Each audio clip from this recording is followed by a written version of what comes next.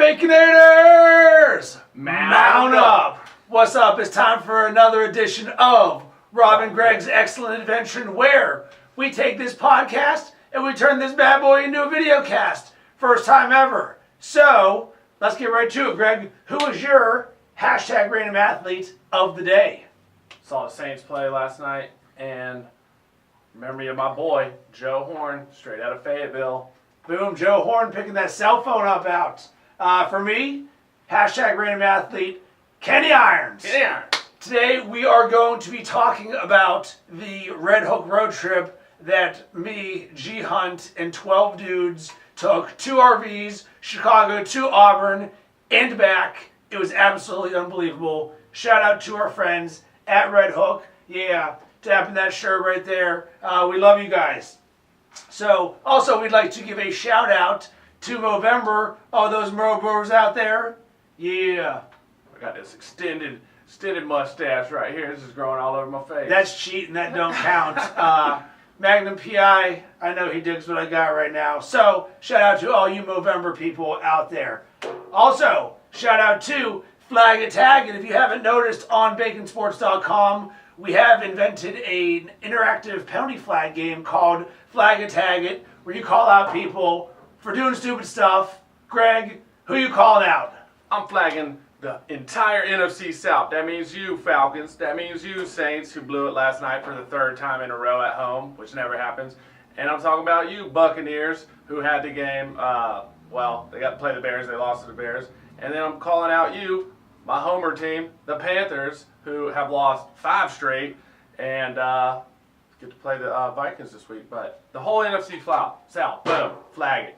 Hashtag Terrible. Flag It Tag It. I am rooting for the Buccaneers to somehow win this division, even though I do root for the Panthers because of you.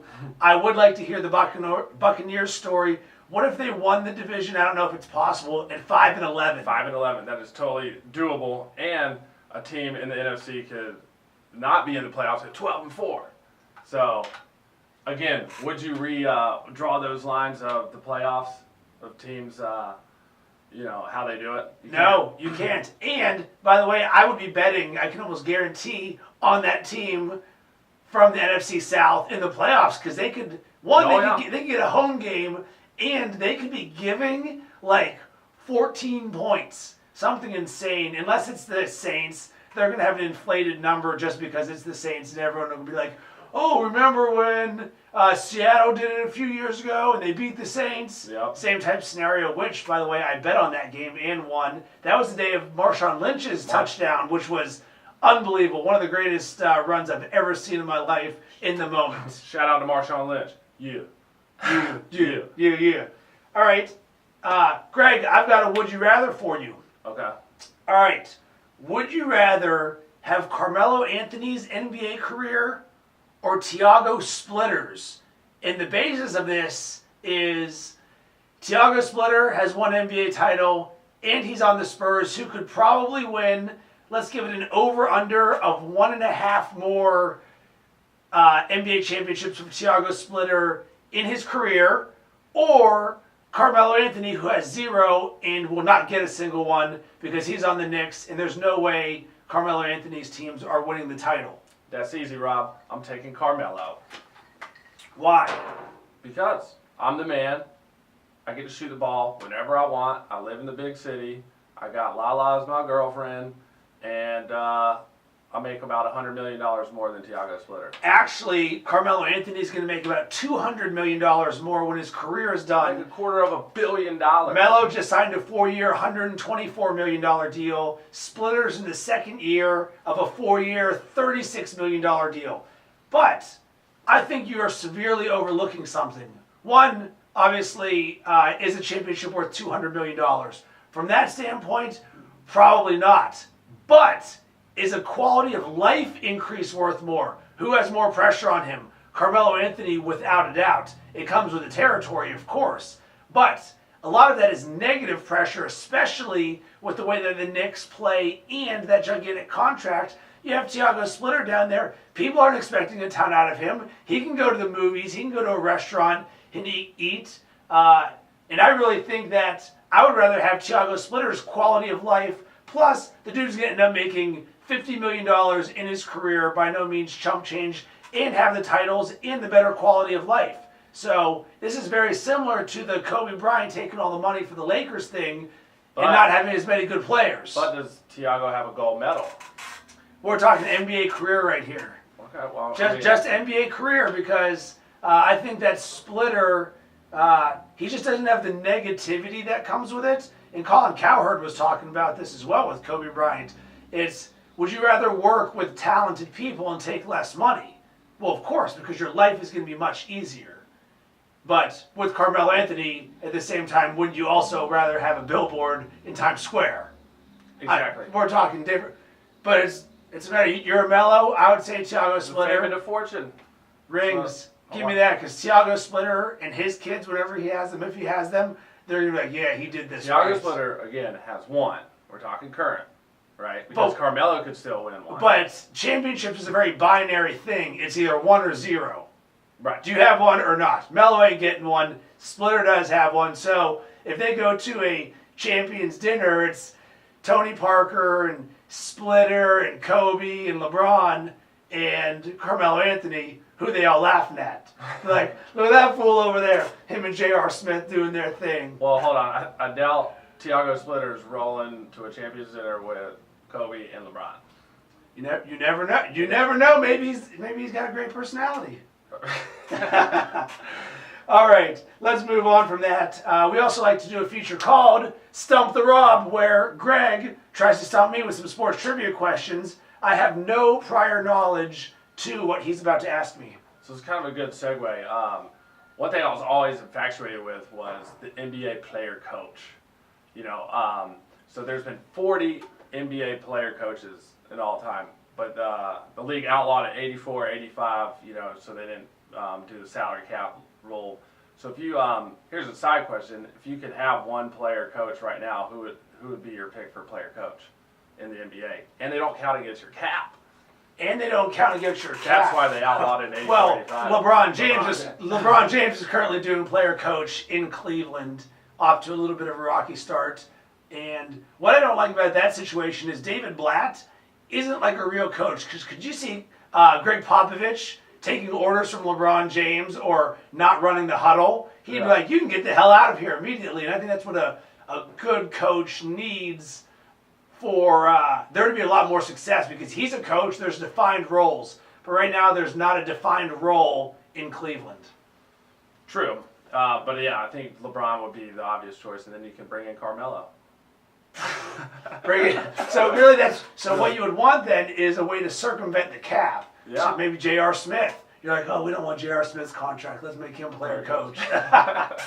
he would play all 48 minutes. For sure. So, like I said, there's been 40 of them, but none since the 84-85 season.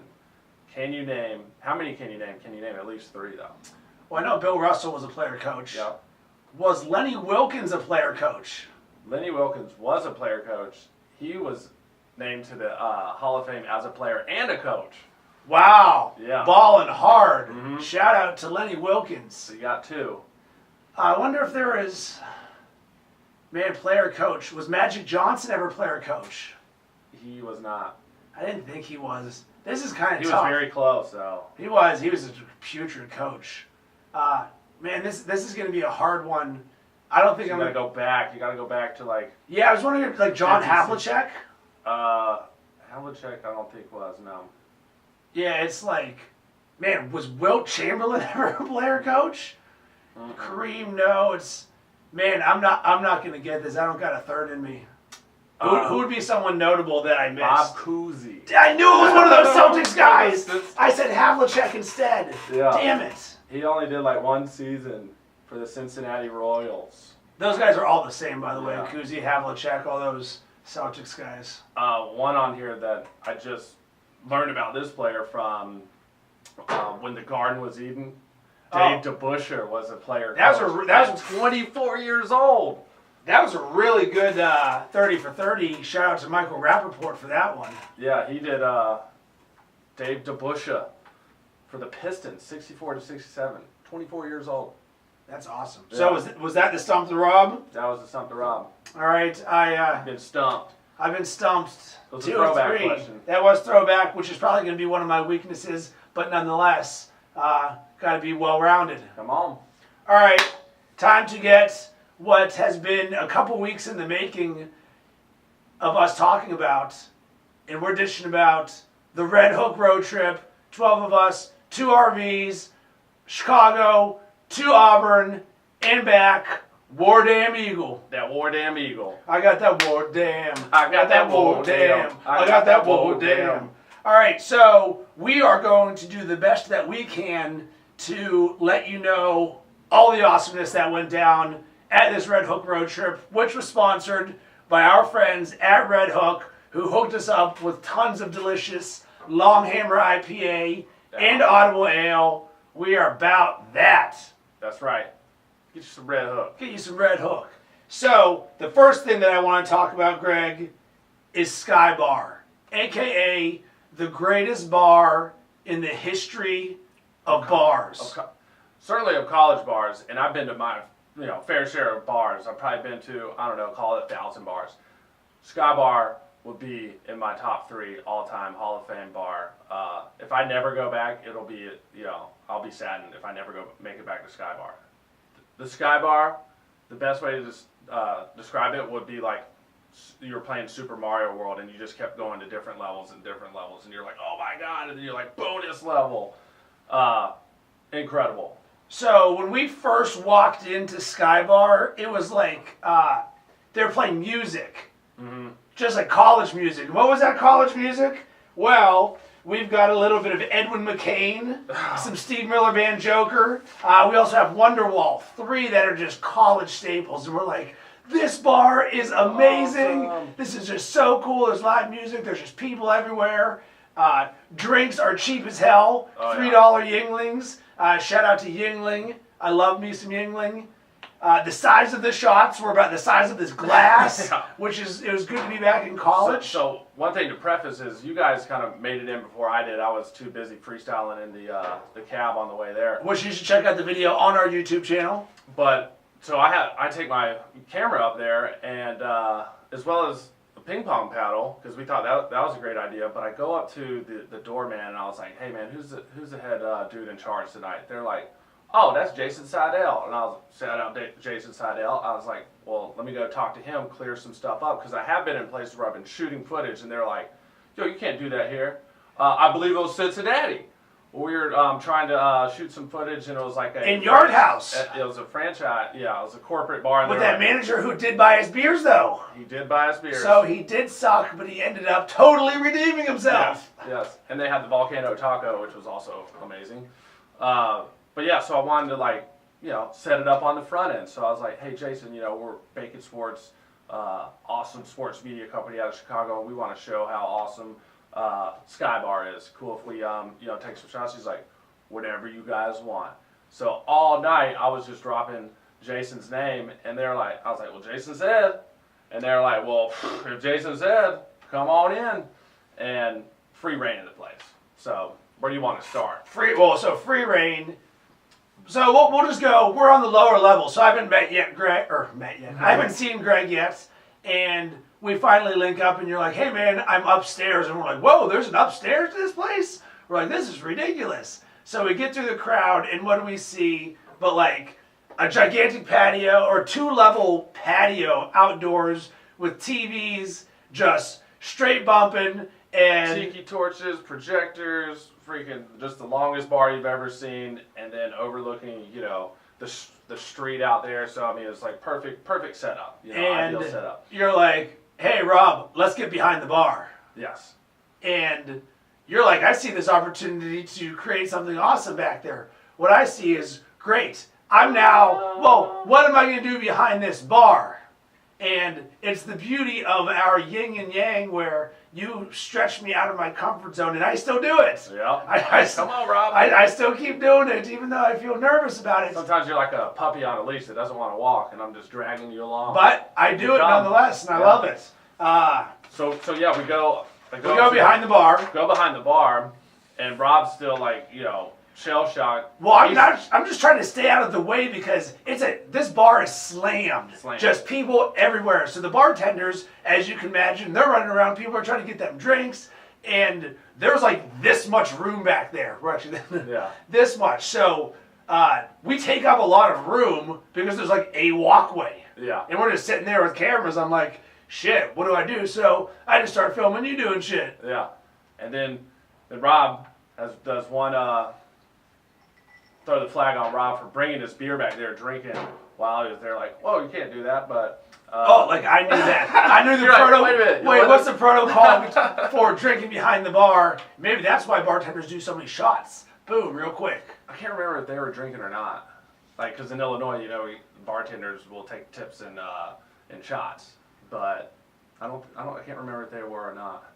I don't think. Anyway, so you're behind the bar, and you just start. Oh, you call a dude out. Yes. For being obnoxious or something, because we saw him. He was the guy wearing the Texas A&M gear and the cowboy hat. Yes. Before the game, and you said to the upstairs manager, you're like, watch out for that dude right there. Yeah, that was actually night 2. So again, we went there back to back. Not to jump ahead, but I told these guys because I knew like we were just like in. We had like an invisible VIP pass into Skybar, which does amplify its coolness. And I was like, I bet you I can go back there and pour my own slushy. And he's like, if you can do that, I will buy you shots for the rest of the night. I was like, no need. Watch this. And I literally took me as fast as I could walk around. And I was like, oh, let's do some shots about the slushies, because these slushies were off the chain. These things never melted. They were just like souped up with liquor. You could just taste it at every drop. And college heaven. Oh yeah, it was the DAC machines. They had about 6 of them. Your peach, your strawberry, your pina colada, and I was like, hey, let's you guys got a cool setup here. I was like, why don't I'll just take it. I gave her the camera to take shots of me, take shots of that. So that was awesome. But then let's talk about when we made it to the last level. But wait. There's more. So Greg then comes to me. He's like, dude, you will not believe what's inside. You have to come here. Oh yeah. And I went and found everybody. Our mind has already been blown twice. Walking in and then level 2. And then we walk through the doors and find essentially a Las Vegas nightclub in the same bar. In the same bar. Yeah.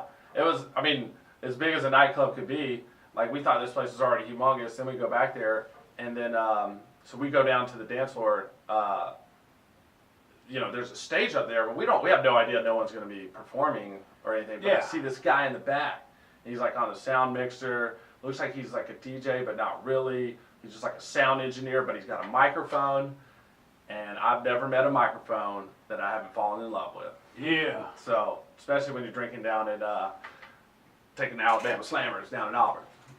So naturally, I was like, oh yeah, Jason said I can get on this microphone and, hype this place up. Do your thing. I was like, what's up, Auburn? We about to whoa, damn eagle this mother tonight. And they're like, ah. And your flow is spitting right there. You are on your game. I was feeling it. Everybody on the road trip was like, whoa. So this was Greg's first year on the road trip, and you got to earn your stripes. You got to earn your stripes. And this crew of guys goes to an SEC road trip every year, and I believe it's for the last 5 years. Mm-hmm. Last year we went to LSU at Alabama, which was a ton of fun. But Auburn wiped the floor with Alabama in terms of everything. See, I was afraid it won, and I was like, man, they sound like they had an awesome time last year. So that was in my mind. It was last year was unbelievable. So it's no slight that we didn't have fun. We're talking like varying degrees of awesomeness. Right. So it was like the last one was just phenomenal, and then this one just took things. Yeah, you just popped a few more pills and yeah. So got on the microphone, again, I want to be invited back, and I'm like, this is the first night we're down here. I was like, I got to get some points on the leaderboard. So, boom, grab the mic, we start the party. All right, so for some apparent reason, our video camera decided to shut off, so we will talk about the next part where G Hunt managed to talk our way onto stage with the cover rap group Az-izz. That's az-izz, and was like, hey, what's up? We're with Bacon Sports. We want to document this. So they then let us on stage and had free reign to do whatever we wanted to, and it was awesome. We love ourselves some music, especially rap. We always go to Lala, Bonnaroo, things like that, and we were on stage just sort of covering things from a fan perspective, especially girls in the front row who had no idea who we are, but all they knew was we had cameras, so we had to be important. We were getting down. Az-izz had the club just bumping. Everyone was loving their hits. So this is some of the footage from that. We have pretty much an entire concert documented from this time on stage. And the thing that was the most uncomfortable for me is that Greg's like, boom, let's just walk on stage, man. Go to the other side, be a part of this. Greg's just like, he's dancing with the band. He's doing his thing. And me, I'm trying to stay small, be out of the way, but still get some awesome footage. And this is some of the footage that we captured. Shout out to Az-izz. Totally crushed it from the ATL. We loved them. So after this, we're going to get back to the video cast portion of what we were doing.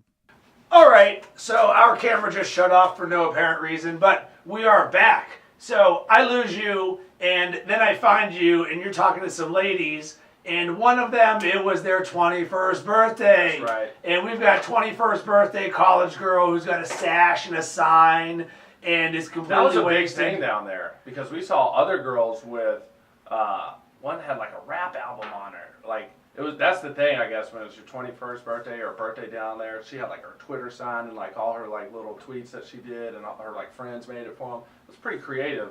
So yeah, we just and that girl ended up being sitting front row when I was looking back at the video, and then we told her. We didn't know she was like the #1 Az-izz fan. Yeah, this is just trying to appease 21st birthday girl. Yeah. And so we're just hanging out, and we're like, what, y'all want to get up on stage? They're like, yes. And We can only bring two of you. Only bring two.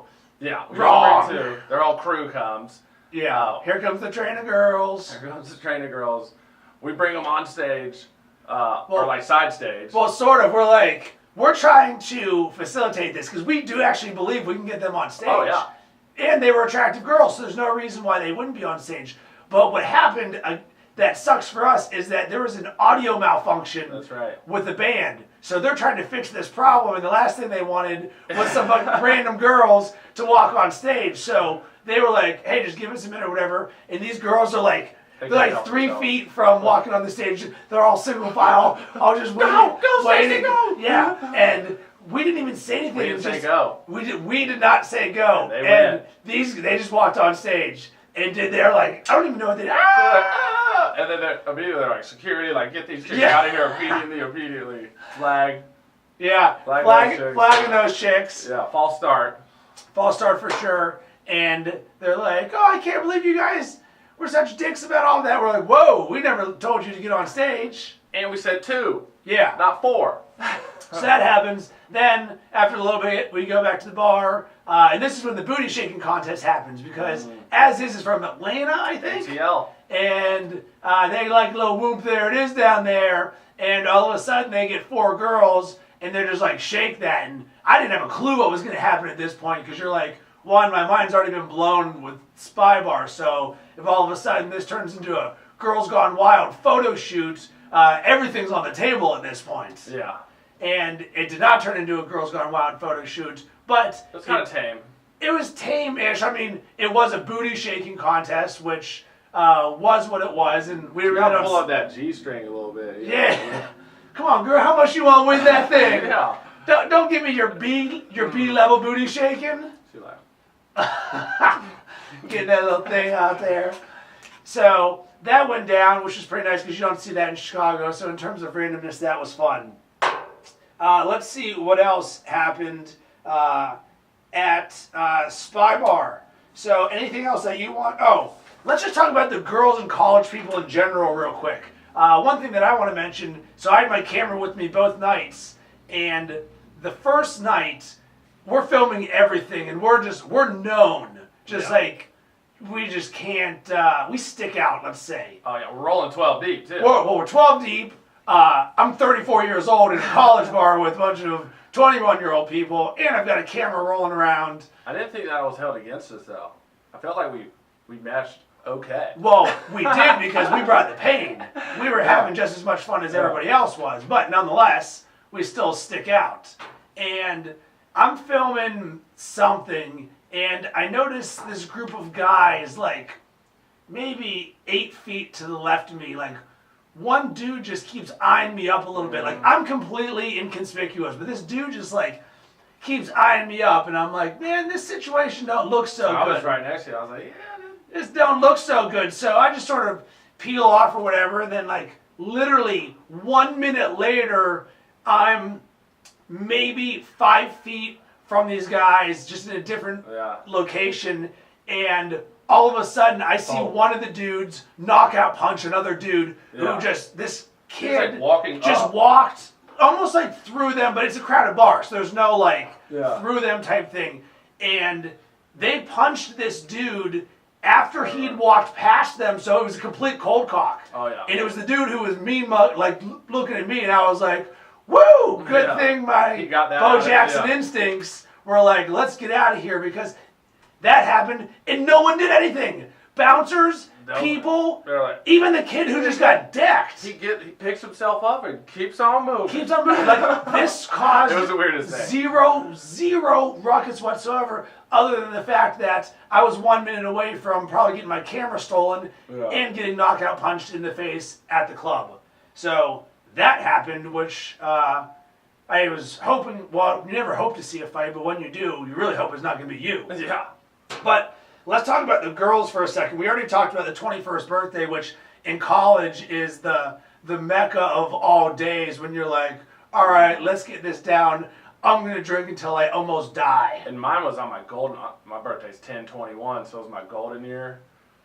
You ever heard that? Your golden year? That's what, or the golden birthday. Oh. Heard it? You gotta get golden years. You got to get extra special drunk those days. Oh, yeah. You know, when you're like, turn 13 on the 13th, you getting fucked up. But I turned 21 on the 21st, so yeah, that was pretty awesome. So there's plenty of that there, plenty of super wasted, because college kids still haven't been able to figure out how to handle it, and you're just so excessive. There was also the super long extended girl hugs of, oh my god, I haven't seen you in 4 hours. Oh, I miss you so much. Sorority. Like, yeah, that's happening all over the place. Just every cliche that we probably completely abused in college. So I started doing that too.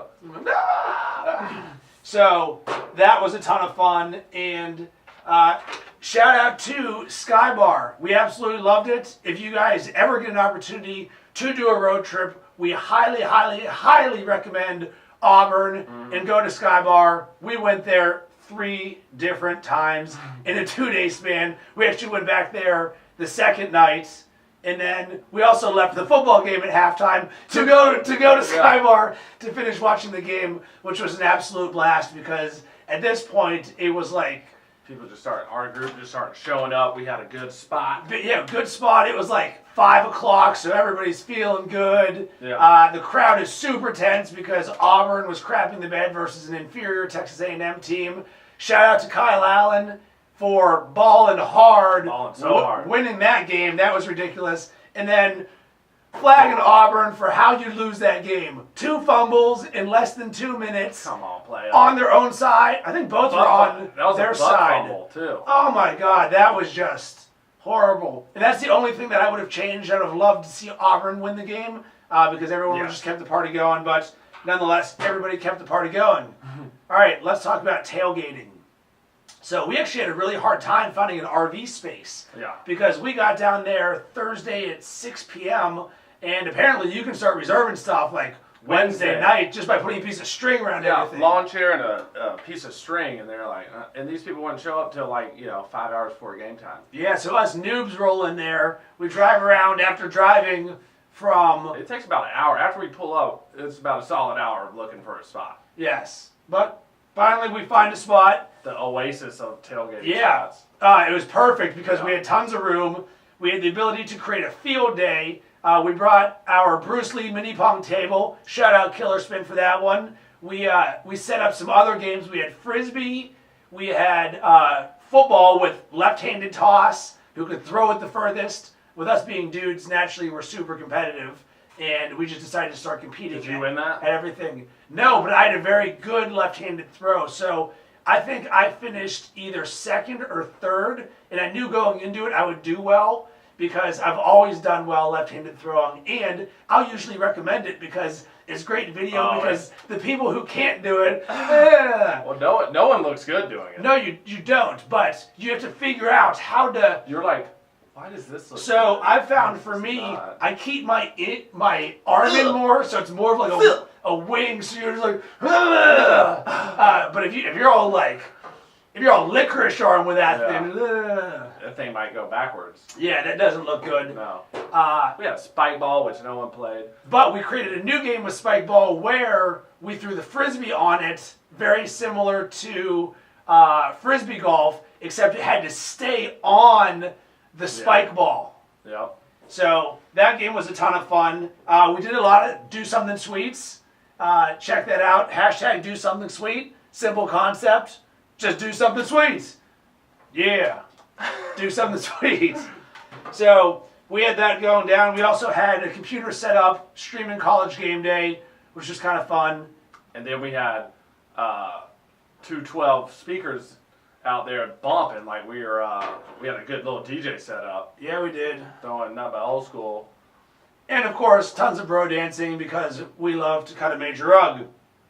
After tailgating, we decided, hey, let's go to the game. And we had possibly the greatest bus ride in the history of bus rides. And I was like, we're not taking this bus. We're going to walk. Yeah, Greg's like, anti-bus, which was going to take us They're like, straight slow down, rookie. straight to the stadium. Instead, Greg wanted to walk I thought it'd and be go cool through the to different walk. which Yeah. I understood the thing, but what we decided was get on this bus, it'll take us to the stadium, then we'll walk around, find the different tailgates. So through all of this, at any moment's notice, we're always rapping or dancing or doing something.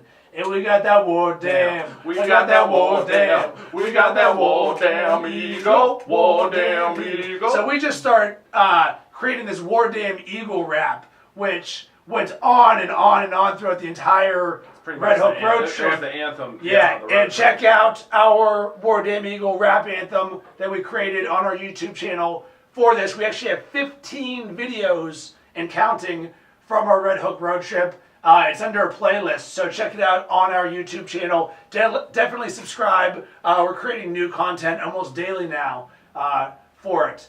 And we get on this bus ride, and we just own the thing. We just start creating this War Damn Eagle chant that goes on and on and on, and we got Texas A&M fans laughing. The Auburn people are getting down. We got that War Damn. We got that War Damn. Said of Bo Jackson. Bo Jackson. Kenny Irons. Kenny Iron. Cam Newton. Cam Newton. Cam Newton. Cam Newton. ATM. Now pulled out that ATM. Cashing out that ATM. Cashing out that ATM. So we had that bus ride, which was an absolute trip. And then we all broke away. None of us had tickets to the game yet. And it was sort of like an every man for themselves. So it's like once you're there, all right, figure it out. I ended up getting tickets with my boy Aaron Senich. What did you spend? $50 a piece? $50 for $80 tickets. We were all the way up there. way up there. Peanut heaven. So they sell their Texas A&M tickets side. differently down there because like 100 section was the Yeah, upper deck. You're like, oh, these 100 level. exactly. Except they use like single digits. Yeah. They're all weird, like the LSU field that goes by fives. Yeah. You're like, what? You're on the 35-yard line. Yeah. So we're all the way in the nosebleeds, Texas A&M, and I'm sitting out there with Scott and Jack and Senich, and we're looking for 2 more tickets, and we're just standing right outside the stadium, and I'm dressed up like Craig Sager, doing my thing there. Jack is dressed up, red, white, and blue jumpsuit. Oh, yeah. Scott is wearing an Auburn Tigers costume with felt helmet, That was and perfect. Naturally everybody's looking at us. They're like, wow, look at these fun, awesome, handsome guys. So naturally everyone's drawn to us, and we're sitting there, we're just like, we need 2. And some dude walks up to us and just goes, "Here you go." Gives us 2 tickets to the game, just like that. Yeah. I've heard stories about that before. Kind of hard to believe, but it was literally that easy. Yeah. Where he's just like, "Here you guys go," Nice. and we're just like, man, and that speaks volumes, and it's another testament to how awesome Auburn is. So not only was the party and tailgating experience unbelievable, the fans and the people there super friendly. It's a testament to the South, like you saw at the NASCAR event in Yeah. Charlotte. It was unbelievable how Arms much wide fun. Yeah, completely. We went to tailgates right before there. People giving us food, beers, throwing them family flags everywhere. Oh, yeah. Shout out to Big Al's wife. Big Al's wife. And Big Al. They had an awesome setup, man. Yeah, He wants to buy 100 penalty flags, just flagging everyone in the South. yeah. People flagging people for everything. Yeah, flagging people for everything. So you then left and went on your own journey inside the stadium, where you eventually walked onto the field with the Texas A&M coaching staff with no credentials. You can see that video on the YouTube channel. We're not going to go into that there. We share the entire story. Funny part of that, though, is the pictures of you guys in your seats taking pictures of me down on the field. Exactly. Like sitting down, like posted up on the field, pretending, not pretending. I mean, I was taking awesome shots. You know? Yeah, it is. We're all about fun and awesomeness. That's and right. you weren't hurting anything. You're just doing your thing. Mm. So game day experience was awesome. Left at halftime, and that was pretty much it. Then we drove back, which was less than pleasing.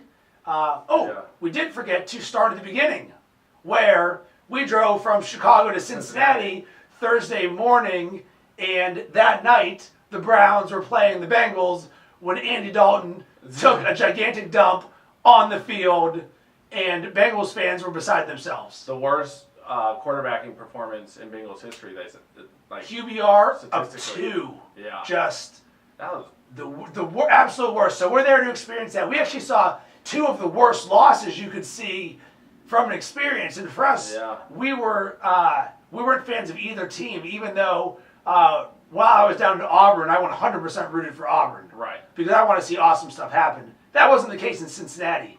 I hate the Bengals and the Browns being a Steelers fan. Yeah. But we really didn't know what to root. We're just there to have fun, and the game's on, and whatever happens, happens. For sure. But we did not expect that was going to happen. Route. That got, yeah. It was But we did find that guy at the bar that Jasmine from Redhook told us to meet up with. Yeah. Tin Roof, was that the name of the Yeah, bar? yep. Shout out to those guys. They had some Audible Ale on tap, and that place was super collegey too. Oh, yeah. And there was no room for us to stand. No. And they said there's a guaranteed fight there on the weekends, like every 45 minutes. You can totally see that too. So, went to Cincinnati. That was cool. Made some friends. Back to the end of the road trip. So, we then have to go from Auburn to Atlanta, where we drop off the RVs. Then Atlanta to Cincinnati, which is either a 6 or an 8-hour drive. It's not an easy one. Not when you got our driver. Now, when you got our driver, shout out Andrew, who was straight blazing Dale Earnhardt style. We beat the other guys back by like an hour. An hour. Easily. And he was flying. And what else did we have? We had an iPad with NFL Red Zone Sunday ticket. We watched the entire 8 hours Yes. of the Red Zone. It was fantastic because you had the streaming, boom, right there on the dashboard, just all day, every day. Just watching that NFL football made it way better. Like, way better, as in like 1,000 times. Like 1,000. Like, if this was an You option. couldn't really get comfortable in there, you know. Well, you're in a car, nonetheless. Unless it's a limo. We were in an FJ Cruiser, right? Yeah, I wasn't. It It made the experience significantly better. Yeah. And it was nice that I didn't have to watch the Steelers game where they crapped the bed versus the Jets. yeah. And I was beside myself on that. So it was kind of nice that I only had to see intermittent highlights For sure. of that. So